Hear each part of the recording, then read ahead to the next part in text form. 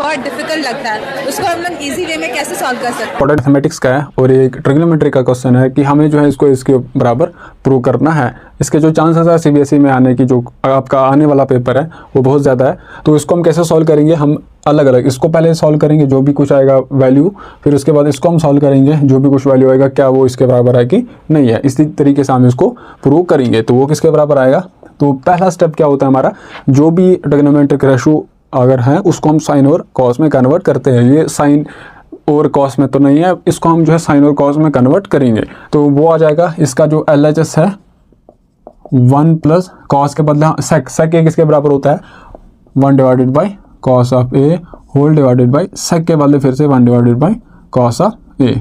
तो वो किसके बराबर आएगा, क्रॉस मल्टीपल करिए, cos multiple by 1 is cos of A plus 1, इसके बदले आ जाएगा कॉस ऑफ ए, इसके बाद है 1 डिवाइडेड बाई कॉस ऑफ ए।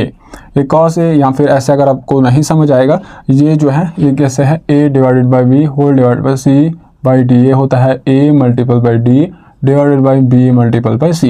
यहाँ पर a के बदले कॉस ए प्लस 1 है, b के बदले कॉस ए है, c के बदले 1 है और d के बदले कॉस ए है। इसका मतलब कॉस ए प्लस 1 को मल्टीपल होगा कॉस ए और कॉस ए को हम मल्टीपल करेंगे 1 से। तो ये किसके बराबर आएगा, cos of A plus 1 multiple by cos of a divided by 1 plus multiple by cos of a. 1 multiple by cos a will be cos a और कॉस ए कैंसल आउट हो जाएगा, तो आएगा हमारे पास कॉस ए प्लस 1। तो हमारा जो LHS है इसका वो कॉस ए प्लस 1 के बराबर है। अब हम इसका जो RHS है वो देखेंगे, तो sine square a divided by 1 minus cos of a. अब एक फेमस आइडेंटिटी है that is sine square a, ये आपको याद रखनी है, इसको आपको बोलना नहीं है। साइन स्क्वायर ए प्लस कॉस स्क्वायर ए हमेशा 1 के बराबर होता है, लेकिन कंडीशन क्या है कि थीटा जो है वो सेम होना चाहिए।